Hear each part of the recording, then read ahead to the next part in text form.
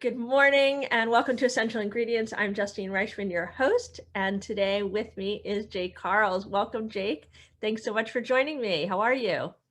Oh, I'm killing it. I'm in Austin. So like, what's there not to enjoy? The weather's nice. I'm not in -20 in Montreal where I'm from.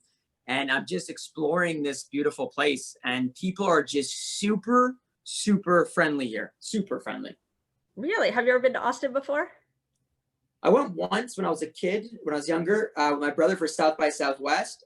Didn't know a single thing that was going on. I was too young to understand. So I didn't remember it, you know? Right. So when I got here, I was just like, this place is magical. The people are really genuine here. And I think that's a big thing. Yeah, and I hear a lot of people are moving. I live in the Bay Area, and I keep hearing more and more people moving out of the Bay Area to Austin. Have you come across a lot of people that have left the Bay Area or bigger cities to move to Austin? Many, actually, a lot of the people I met over the weekend have been from, Los Angeles, San Francisco, San Diego. And I just keep asking them, well, what are you doing here? And they're like, we moved here. And I'm like, how long ago? And it's in the last 3 months. So it seems like there's a huge group leaving and coming to here. And they're very open-minded. They like the culture here. I don't know. And they like that it's, I don't know, the weather's also pretty good, not going to lie. Well, I haven't been there. It is on my list of places to go. Of course, with everything going on here and being in the Bay Area, I'm not that eager to go through the airport and travel. I'm willing to travel by car, but haven't done that yet. So anyway, I'm excited for our listeners to get to know Jake and learn a little bit about what you're doing, the Healthy Hershey, as I'm referring to it now.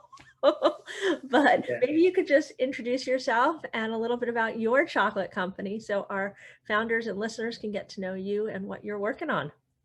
Oh, so fired up. First of all, thanks for having me in the first place. My name's Jake. I'm one of the co-founders here at Midday Squares. So we started Midday Squares in 2018. We actually launched it then, but it was started way before. We're a family business. It's me, my sister, my brother-in-law that started. They're married.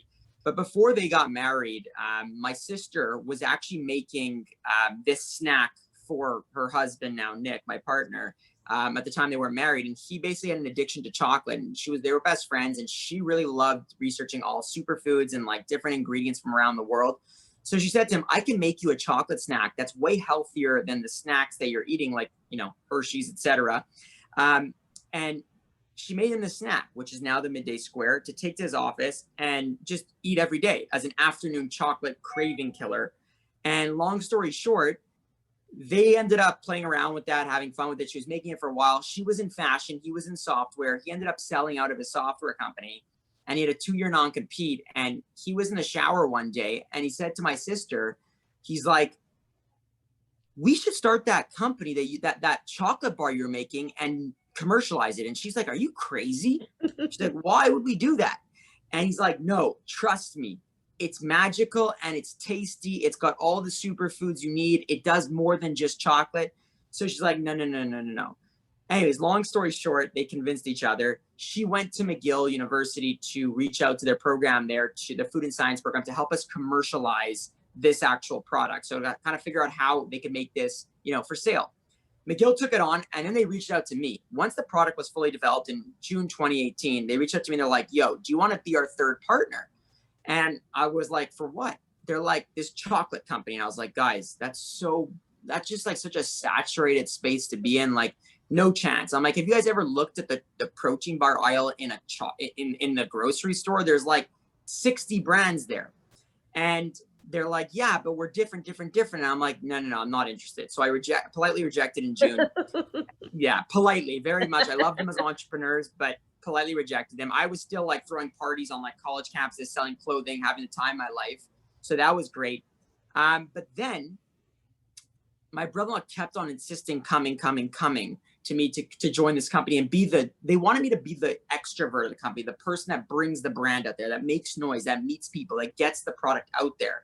I'd say you've successfully done that. I've seen your videos. I wish you had a clip right now to show. Do you have a clip right now you can show? Story, watch it right here.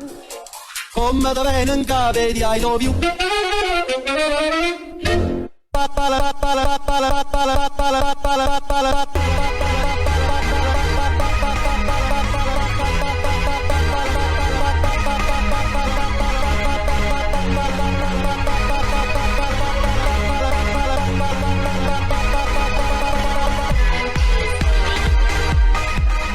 is so inspirational, and it was so fun to watch. You got me out of my seat.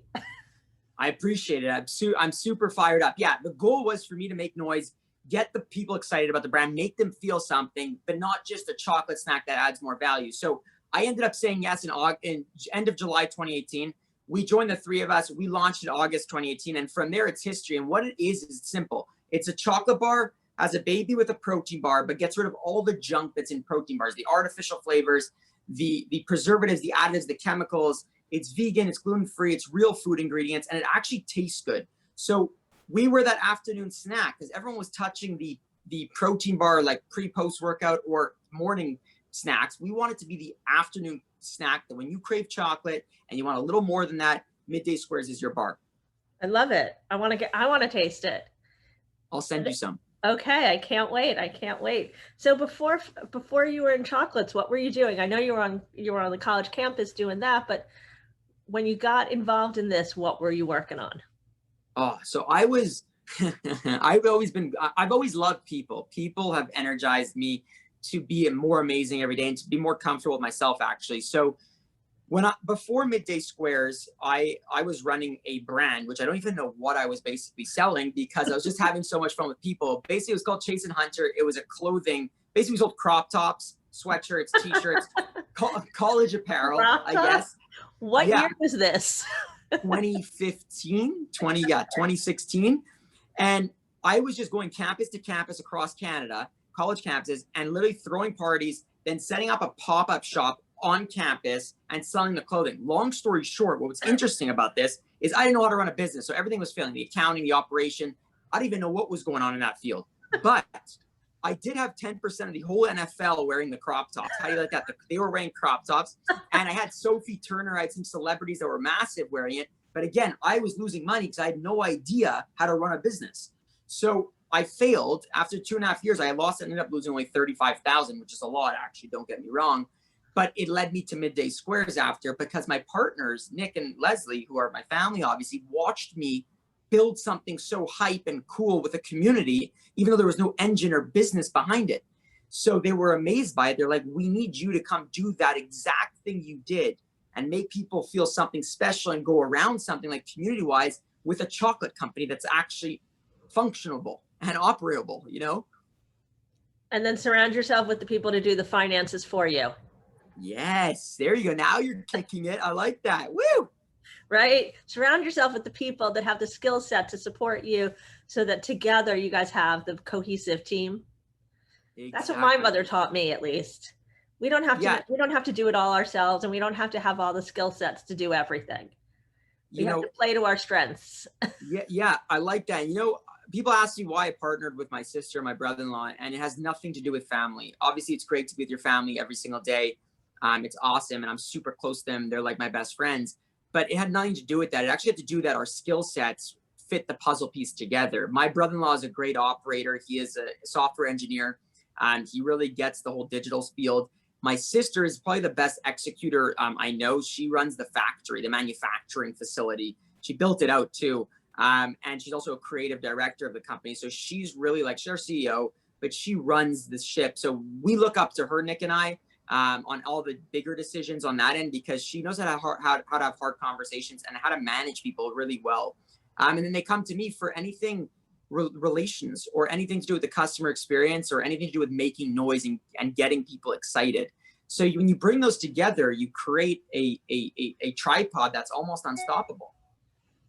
Yeah, it sounds like a great team, and it sounds like you really play to your strengths, and it's very cohesive, which you're lucky to have been able to create a really well-rounded team. Super lucky. Super lucky. So let's talk a little bit more about this functional, as they like to call it, I think, chocolate bar. Tell me more about the space that you're in, because we know from what you mentioned that there's 1 million chocolate bars out there. But what does the functional chocolate bar space look like? So yeah, so the space is very cool. So we're in the refrigerator, right? So we're living in the fresh snacks because we don't use preservatives. We're proud that our bars expire. Um, we're next to like Perfect Bar, Honey Mamas, Hail Mary, Oh Hi, all those great brands. Well, some great brands in the refrigerator with us. And then there's the whole other market of protein bars, which are on the shelf, like RX Bar, Cliff Bar, Kind Bars, all of those. So we actually are very different than all of them. And I'll tell you why. We actually focused on chocolate, being a chocolate bar, real chocolate, using like real dark chocolates, 90% almost, and giving people that have that addiction to chocolate every day a snack that will also get them to their next meal. So the goal was, when you crave chocolate at 2 p.m., we wanted you to be able to get to your 6 p.m. or your 5 p.m. dinner or workout and feel satisfied and also get nutritional benefits. So using real foods, real chocolate. No one was doing it. Everyone was doing enrobed chocolate, flavored chocolate, or it was a protein bar, or it was a chocolate bar, but it wasn't the hybrid. And so the competitive space is it's very competitive, but there was room for our product because we're different. It's a complement of the other products. It's not a cannibalized source. Like when you put us next to a Perfect Bar, you could grab both of them. It's not one or the other because we're a chocolate. They're focused on protein. We do have protein, but it's not our main function. I love that. And I need one every day at 3 o'clock because I feel like I just want to take a nap anyway. Would get me through the rest of the day. And even so, I mean, I remember when I'm originally from New York, and I used to go in the afternoon and grab a snack of these chocolates that I used to get from it was a takeaway place called Organic Avenue.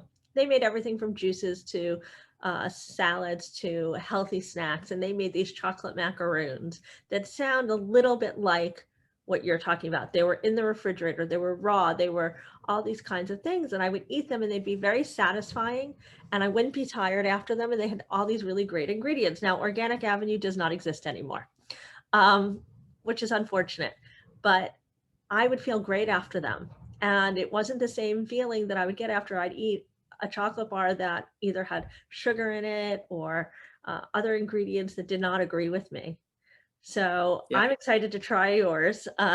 Yeah, we use like cool ingredients like yacon syrup, which is like very unknown to a lot of people. It's a really good natural sweetener, very expensive, kind of like the Rolls Royce of them. It's low on the glycemic, and like for us, we chose quality and integrity on the product over price points and stuff like that, just because we knew that chocolate lovers wanted more than just chocolate. They love their chocolate, their daily chocolate, but they always want to eat more. They'll snack again right after that. 30 minutes later, they'll do something else. And all the protein bars taste like chalk. So it's like, who wants that chalky cardboard taste and that artificial chemical, types of ingredients that have that aftertaste? We said, let's solve all of that by just making a chocolate bar to satisfy chocolate cravings, but also get the people that want that more, that little extra boost, that good gut health, that good brain fuel, that good, with all those buzzwords that everyone tries to use today. Can we go back to the low glycemic? So does that mean that, where does this fit into the diabetics? Is this something that somebody that's a diabetic is able to enjoy? So we didn't build it for people that are diabetic. That being said, as we launched the business, we started to get dietitians reaching out to us and saying to us, I sometimes give these to my clients as a chocolate snack that won't spike their sugars as high. That doesn't mean that, I'm not saying go eat the whole bar, but the pieces of it are very good because it's quality, right? And it's not, the sweeteners we use they are low glycemic. That being said, we don't like to say, if you're diabetic, you should have these, but we do say that there are a lot of diabetics out there that eat our bars and are very happy with them. And we are going to do a lot more research, probably with McGill, their food and science team, to go really deeper into this topic, and also deeper into cancer patients that could eat this, because the product for a lot of cancer patients actually doesn't taste, that are on chemo, does not taste like metal when they have it. The proteins don't taste like metal. So, and it's good caloric. So what's good for them is when they're on it, they're able to eat it.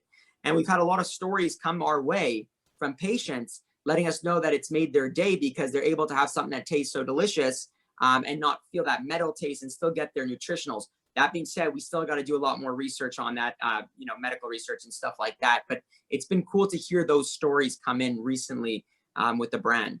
Yeah, I think that that's amazing because I think the more we can hear about those stories, the greater impact everyone's going to be able to have, whether it's food as medicine, functional food, all these new sort of places that food is taking in the world and on the shelves, right? They're carving Yeah. out new spaces.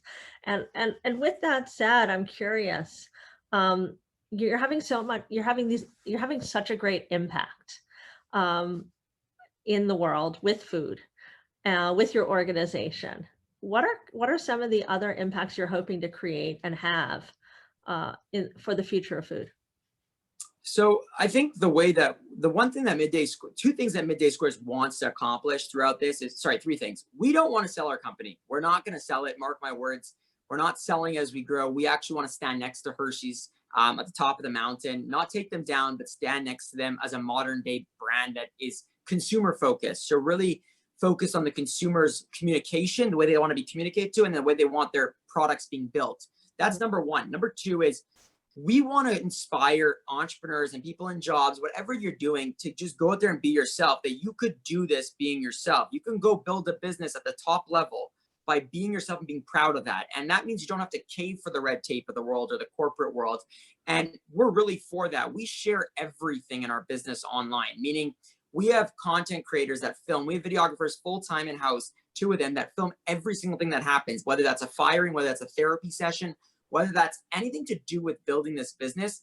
We put it out there because the truth is business isn't glorified. It's not always sunshine and flowers. There's moments that are really tough that people should see in the moment, not after the fact. So for us, storytelling is definitely the modern way that you got to do business, but do it being yourself. Don't do it being someone else because it will all catch up to you.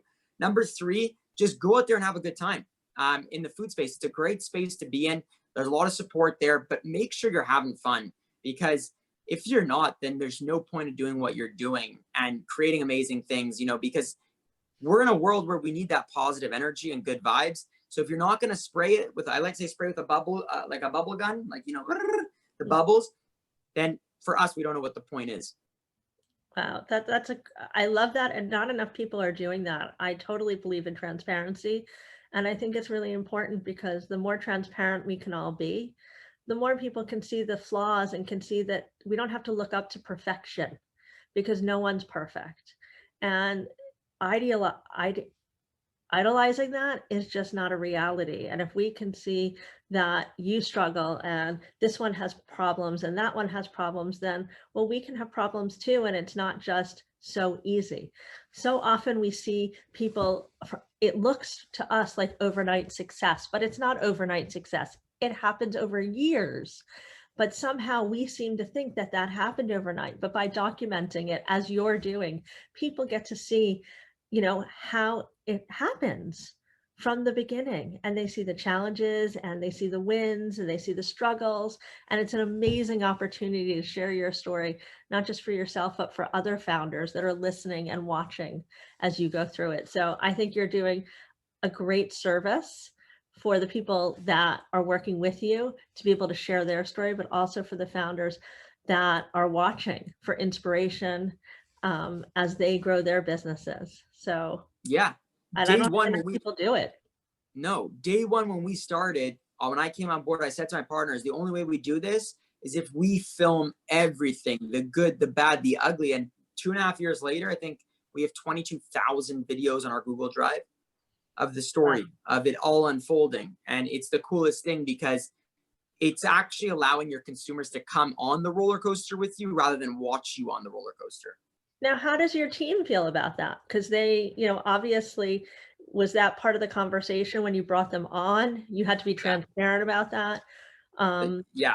So Tell me the more. contract, yeah. So when we hire, first of all, when we hire, it needs to be a cultural fit Right. because we're very wacky. We're very weird. We like to have fun. We show everything about our personal lives almost. So the conversation happens at the beginning. Are you interested in this? This is what we kind of do here. If so, they sign their contract, and the contract says that everything's on camera. Everything's allowed to be shown. And if you're comfortable with this, then you could sign the paper. If not, totally cool. But it's what has grown our customer base to make us a business to employ 37 people. So we look at it as it's a mandatory check mark. If you want to join this company, you need to be able to do that. And it's okay not to be good on camera. Don't get me wrong. We'll help you. We have producers in-house that work with the team. It's not acting. Right. It's being yourself, right? It's almost like creating a docuseries. It's the same thing. It's Yeah. reality television, docuseries, the whole 9 yards. That's amazing. That's amazing. So I'm curious, over the last year, the world has been experiencing the COVID pandemic. How has that impacted your ability to continue on, to build midday squares, to process? How does it change? How has it changed now? What did it look like before pre-COVID, and how you're planning for post-COVID? So pre-COVID, we were on fire. We were getting ready to launch the West Coast of Canada. Things were going well. We were opening up our new manufacturing facility. Like, we built it out. It was an fully automated facility. We were on fire, ready to start the engines up. It was our year. COVID came. Our first month of COVID, I'd say March, sales dropped 70%. We were unsure. We had $10,000 in the bank account at one point then, which is crazy, especially having a payroll at the time of 26, 24 people. We were worried. We actually, for the first time ever in the 2 years, a year and a half, we were worried about the business because we didn't know what was going to happen. But my partners and I, we met, we sulked for a day. We kind of said, what can we do? This is shitty. This is sucky. How do we put into, let's take a day off. We took a day off. We went home. We came back the next day, 24 hours later, with firepower. We came in with a game plan where we executed the entire game plan, meaning everything from how we're going to make sure our staff are okay, to feeling comfortable, turning the already good manufacturing practices into even crazier sanitized manufacturing practices. And then on top of that, focus all our budget from retail, I think it was 85% of our retail budget, to digital, to build out our digital squad and actually things. So we actually hired 8 people during the pandemic. Well, still, 10, 12 now. But, and we went on the offense. We didn't go on defense. And then by July, we launched our 3rd flavor, and we started hitting our highest months in sales ever. And then last month, January, was actually our highest again. So we just keep hitting the record breaking because we kept going on the offense. We went full throttle. We obviously, with navigation of demoing and sampling and stuff like that's been very hard. You can't do that.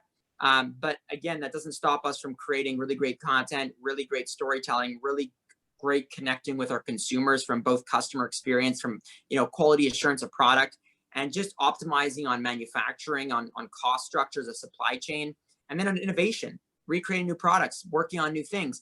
But again, being positive throughout the whole thing, and making sure that our team is positive, and making sure our consumers feel that energy that we're willing to give off, and kind of be that. And it's been a lot. It's been very hard. And I'm an extroverted person that needs to be with people all the time. And I haven't been able to do that for 9 months. So I struggled and actually hit rock bottom in the summertime because I felt like I was completely lost. My whole job was like a rainmaker, basically going out there, meeting people, relationships, hanging out, getting into the events, networking, speaking at conferences.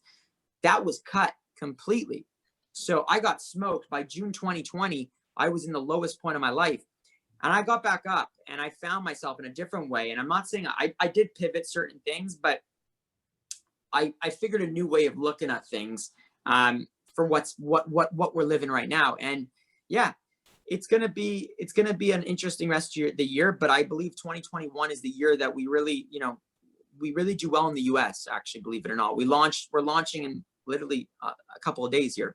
That's exciting. Well, I can't wait for you guys to launch out here too. Yeah, coming. I know. And I'll tell my cousins, if they're not familiar with Midday Squares in Montreal, that they need to be. So, well, apparently they may already be, because you seem to know my cousin anyway. Yeah, exactly. Small world, you see. Small world, right? So as you're talking about, these new initiatives and these new innovations that you're doing, I'm curious about the marketing that you did. COVID was a little bit different. You had to pivot away from sampling. What are some of the strategies that you took on? We really got good at storytelling. So we built a digital team built of engineers, software engineers, not marketers. So all they do is analyze data, while our content team, who are, like I said before, we have a producer, we have a creative director, we have 2 videographers, an editor. They're just there creating content that relates as much as possible to our consumers. So little about the product, more about building the business and connecting with it, what humans go through every single day. And it's just an engine right now, and it just goes. And it creates this, and alongside a great customer experience team that's focused on not automating, just humanizing. So we actually send videos. I spend an hour and a half every morning sending personalized videos to our customers, thanking them, but like their names, about them, something. I spend an hour and a half. So you can imagine I've sent out like 50, 70 videos a day to our consumers. So doing things like that have really allowed our base to grow stronger, more loyal, and less about the product, more about like they came for the chocolate, but they stayed for the story, you Right. know? Amazing. So talk to me about those videos that you create. So your team helps you create those, but you talk to each person individually? Yeah. So I basically, my customer team will find, 50 to 70 customers for me, send me a list of people that have purchased, reached out to us, engaged with the brand, and I will go through their contact. So like basically if they have Instagram, I'll look at them on Instagram. I'll actually stalk them a little bit in a good way, and then get to know something about them, and then just thank them and be honest with them, and send literally a selfie video, very basic, through whatever channel we use, Facebook, Instagram, email, whatever it is, and it makes the biggest difference. I remember when COVID started, before we did all this stuff, we had like 100 Google reviews on like our Google reviews. Now we're at like 1,215 on and 5-star, which is really cool. So Wow. I hope our founders are listening to this, because I think that's a great idea. And it's really a great way to engage with your customers and get to know them on a personal level and make them feel like they're connected. That's a really creative idea. I love that. Yeah, being human. Yeah, Being human. I love that. Be human. Hashtag be human. I like that.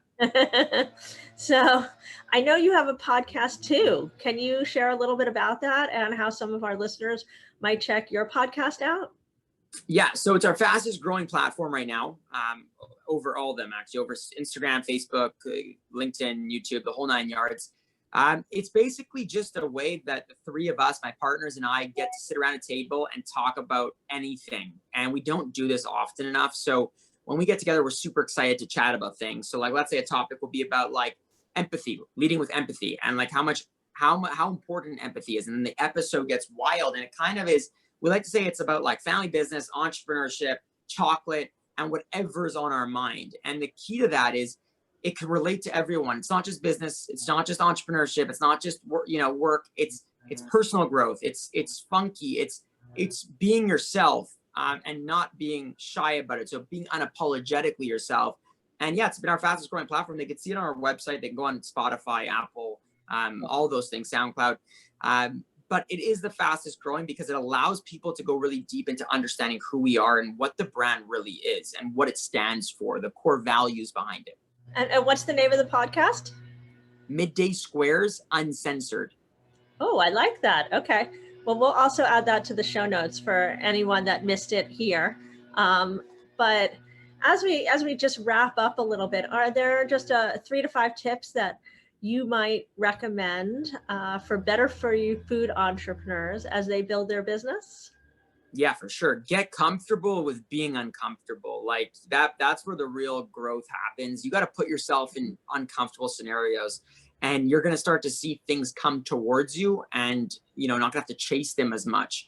So that's one thing. Number 2, go out there and make unaverage decisions, because unaverage decisions will lead to an unaverage outcome. And that might mean it's an outlier. So it's either good or bad, but at least it's an outlier and it's not in the middle. So a lot of people go out there and they make average decisions every single day, and you're going to get an average outcome. If you want to swing a home run, you got to take an unaverage hit at it, So I think a lot of entrepreneurs out there, they're scared. Use fear as an ally, not as your enemy. It is real fear, but use it to your advantage, because it could really power you, just like fire. Fire can be as destructive, or it could be beautiful in the sense where it heats up your food. It helps you cook things. It keeps you warm. There's a lot of things you can do. So fear as an ally, not an enemy, and make unaverage decisions. I love that. Those are great. And maybe you could just recommend for our listeners here your favorite Midday Square product. Funny. I'm actually allergic to nuts and peanuts, so I can't have two of our flavors. But so I've only eaten the first one, the fudge, yeah. But the fan favorite and the most popular in terms of distribution and sales is the peanut butter. It's like a healthy Reese, very nostalgic. Oh, I used to love Reese's peanut butter cups. You're gonna love it. You're gonna fall in love. This is actually real foods though, so it's not like the artificial stuff. But it's not exactly like it. It's not a Me Too product of it. It will remind you of it, but it's a very different product.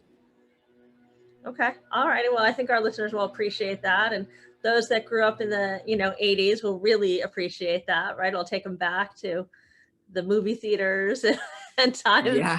At least 100%. Up, right? 100%. So is there anything as we wrap up that you might want to offer our members so that when they go get their product, there's something special for them? Yeah. So if you guys are interested in buying the product, go to the website, www.middaysquares.com, one word. When you check out, use the discount code thank you 10. So THANKU and then 10 caps lock on the website, and it will give you a discount code and free shipping. Okay, wonderful. Thank you so much, Jake. And for those of you that want to connect with Jake, I'm going to invite both Jake and you guys to download the NextGenChef app. It is a free app. It is the LinkedIn for those of you in food and beverage. It's a way to connect, meet with other food and beverage entrepreneurs, and get where you want just a little bit more quickly.